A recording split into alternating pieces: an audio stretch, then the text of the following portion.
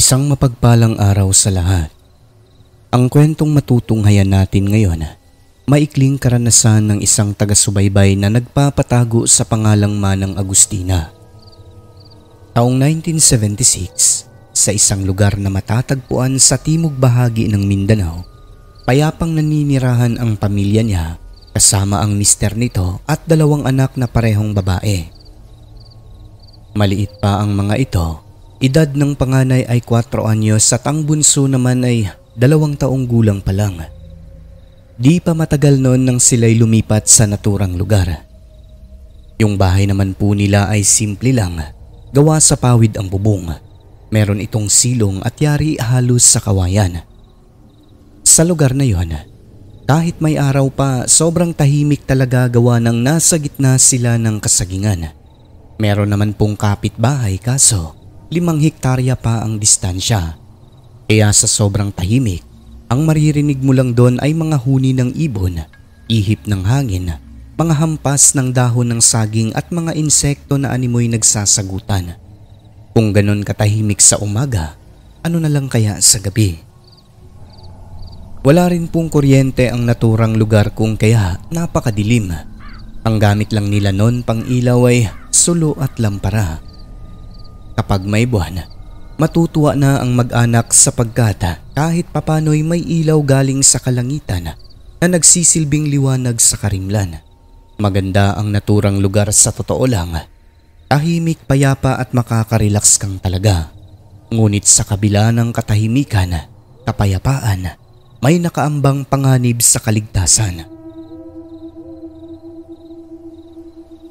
Sa lugar na yon, mayroong bantog na aswang na kilala ng binang lalaki ni Manang Elena, pero malayo ang bahay nito mula sa bahay nila. Kilala ang bantog na ito sa pangalang Akod. Ngunit hindi takot ang mag-asawa noon kasi hindi sila naniniwala na umiiral ang mga sinasabing aswang. Sabi ng dalawa, kwento-kwento at pananakot lang ng mga matatanda at mga magulang. Ngunit sa katagalan nilang pananatili sa lugar, dahil na rin sa mga naging karanasan, nagbago ang mga paniniwalang yon. Payak lang ang pamumuhay ng mag-asawa. Ang mister ay nagtatrabaho sa sagingan at ang asawa naman na si Manang Agustina ay nag-aalaga ng mga baboy. May mga pagkakataon na gabi ang trabaho ng mister kung kaya minsan mag-iina lang ang naiiwan sa bahay. Hindi naman po takot si Manang Agustina kasi nga, gaya ng sabi ko kanina, hindi totoo ang mga aswang para sa kanila. Isang gabi, 10:00 pasado at maliwanag ang sikat ng buwan noon. Habang abala ang mister sa trabaho nitong pagbubukas ng tubig sa irigasyon papunta sa mga kanal ng sagingan, nagulat ito dahil bigla na lang sumulpot ang bantog sa kanyang likuran na si Akod na nakasuot ng hoodie na kulay itim. Sino bang hindi magugulat noon kasi bigla na lang daw pong nagsalita. "Ginabi ka, anong ginagawa mo dyan, Tong?" "Uy, ikaw pala Nung. Gulat ako ba?" "Relax ka lang. Baka mataga mo ako ng hawak mong itak." "Hindi po, medyo nagulat lang. Saan ho kayo galing? Bigla ba naman kayong sumulpot dyan?" "Huwag ka magulat, Totong. Ako lang ito, kapitbahay nyo. May tinignan lang ako dyan sa unahan." "Ang sipag mo naman, Totong. Ginabi ka sa trabaho." "Ay hindi ho. Sadyang panggabi lang talaga yung schedule ko ngayong linggo." "Ah, kaya pala." "O siya, sige. Mauna na ako. May titignan pa sa unahan." "Ah, sige ho, Manong." Naglakad ang bantog na si Akod patungo sa direksyon ng bahay nito na nasa 1 kilometro pa mahigit ang layo. Pasimple lang na pinagmasdan ni Totong at nakita niyang pumasok ito sa kasagingan. Di nagtagal noon, nakarinig siya ng malakas na pagaspas at malakas din na huni ng wakwak na palatanda ang nasa malayo na ito. Sabi ni Totong, "Aba, parang totoo yata ang sabi-sabi ng mga tao tungkol kay Nung Akod ah. Bigla ba namang sumulpot sa likuran ko kanina? Tapos may humuni pang aswang kung saan siya patungo. Totoo siguro ang haka-haka. Ah, bahala ka dyan sa buhay mo. Basta ako, magtatrabaho lang dito."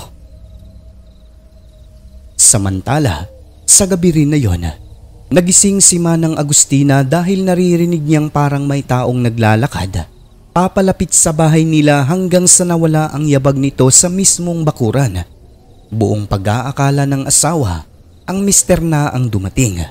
Kaya dali-daling bumangon si Manang Agustina at sinindihan ang isang lamparilla para ipang-ilaw sa labas. Kaso, pagsilip niya sa bintana, wala naman daw pong tao. "Tong, ikaw ba yan?"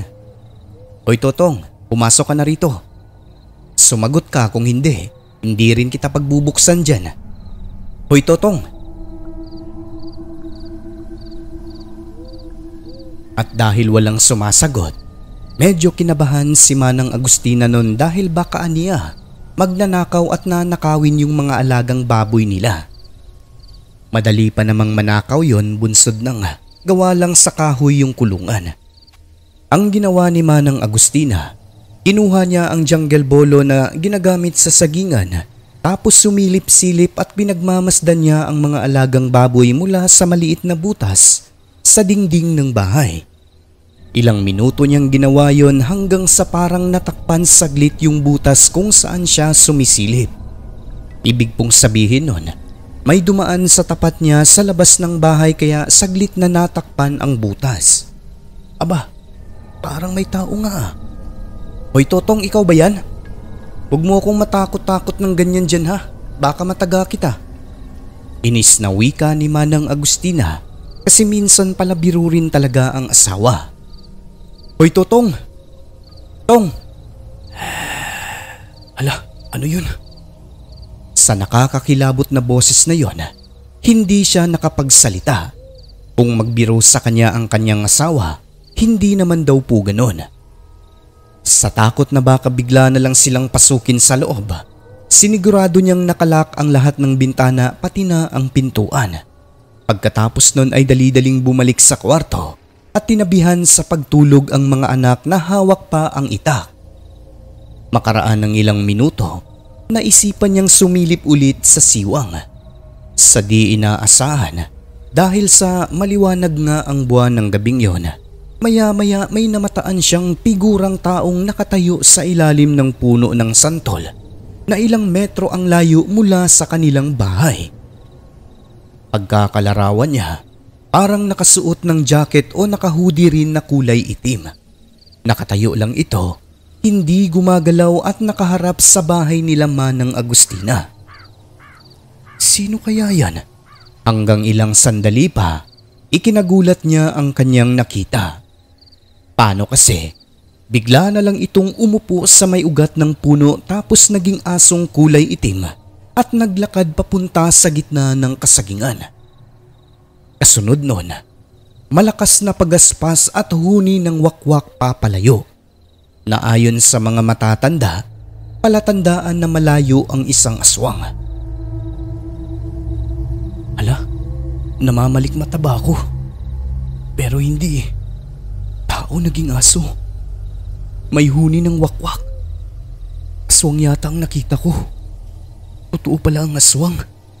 Sa kanyang nasaksihan, hindi niya mapigilang kabahan kasi nga 3 lang sila ng mga anak niya ang naiwan doon. Pero nilakasan na lang ang loob dahil kung magpapadala sa nararamdaman mas lalo pang tatakutin ng mga nilalang na ganyan. Kaya nang dahil sa nangyari, hindi nakatulog si Manang Agustina hanggang sa dumating ang kanyang asawa ng 3:00 ng madaling araw. Tong, ay salamat nandito ka na. O bakit? Kasi may nakita akong tao dyan kanina sa ilalim ng puno ng santol. Nakatayo, nakaharap dito sa bahay natin. Sigurado ka? Oo. Baka magnanakaw yun, Agustina. Naku, dapat may aso talaga tayo rito. Pero parang hindi eh. Anong parang hindi?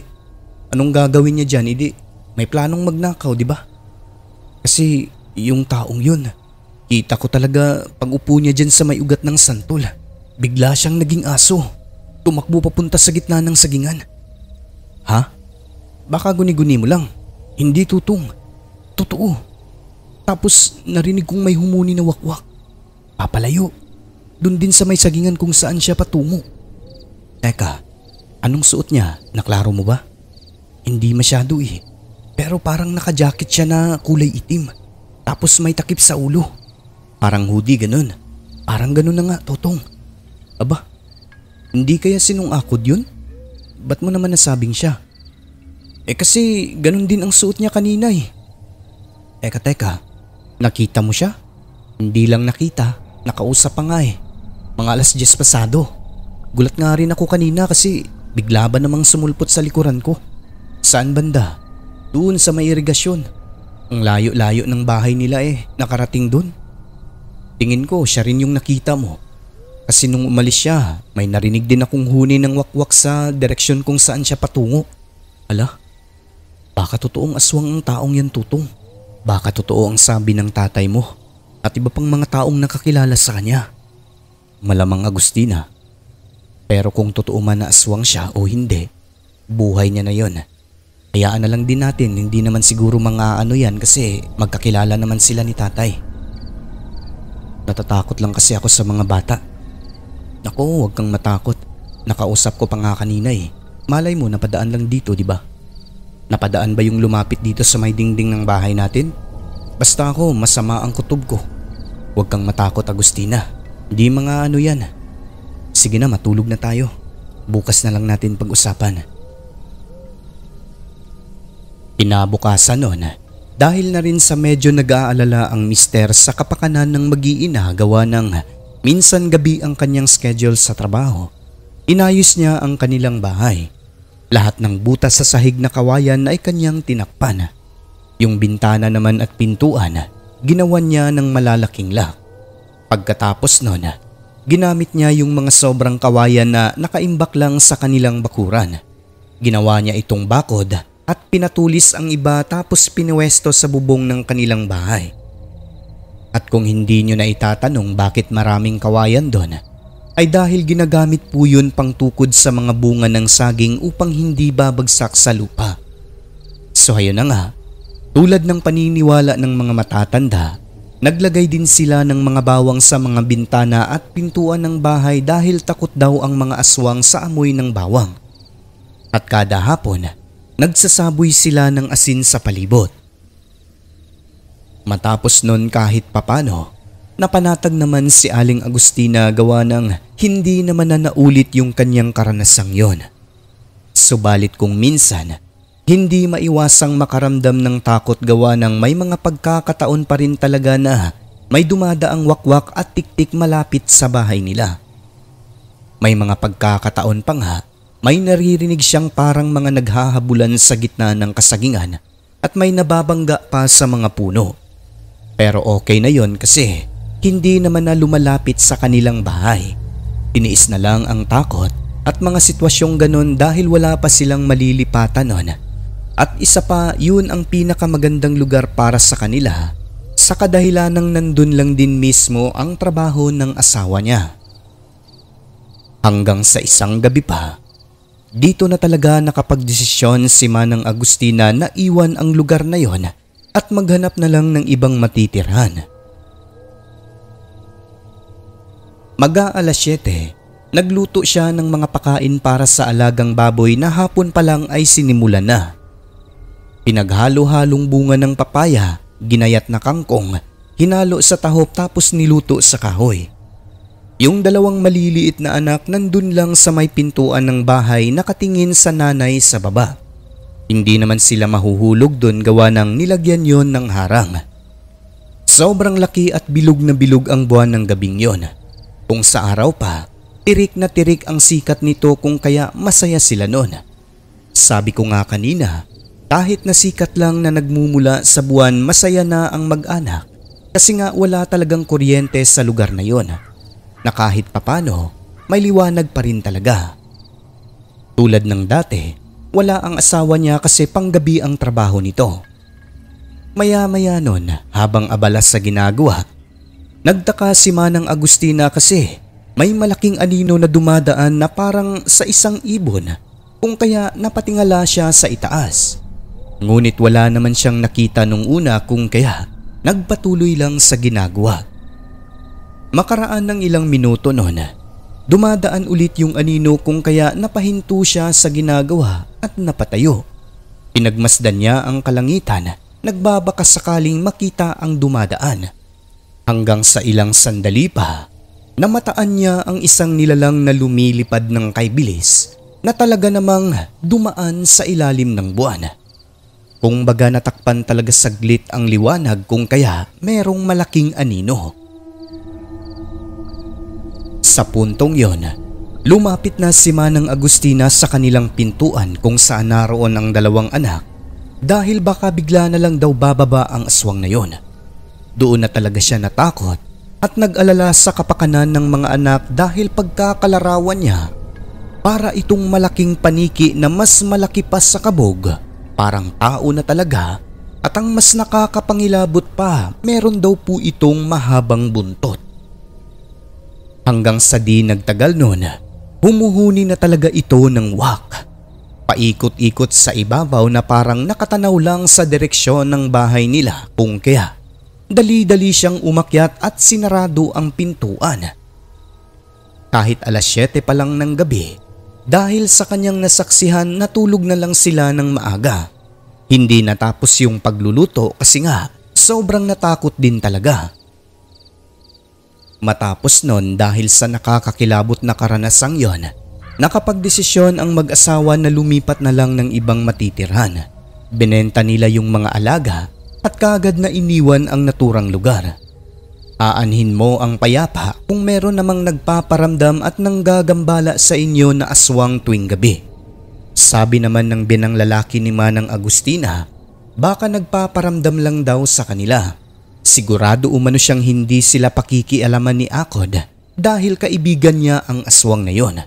Sabi naman ni Manang Agustina, hindi mapagkakatiwalaan ang taong yon kasi nga minsan na niya itong nakita sa kanila ng hating gabi.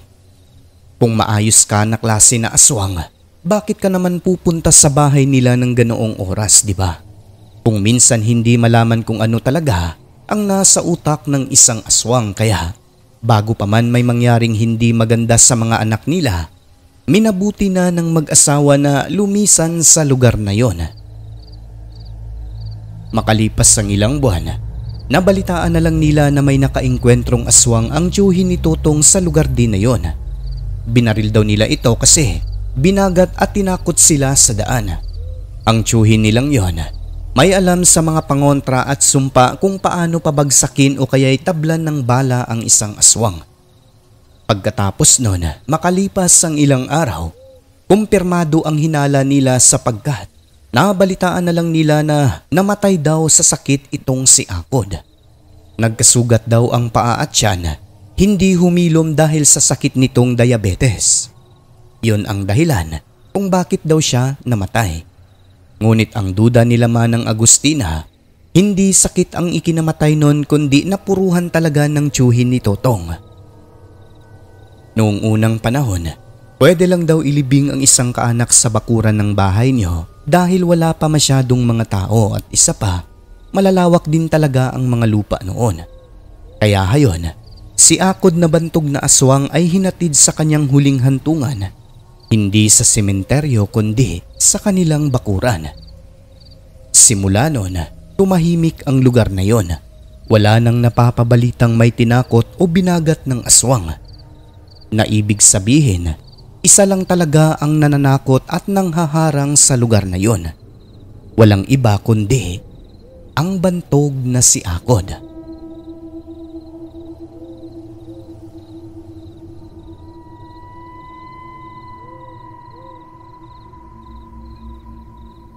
At dito na magtatapos ang kwentong ito. Hanggang sa muli, Agustina ng Mindanao.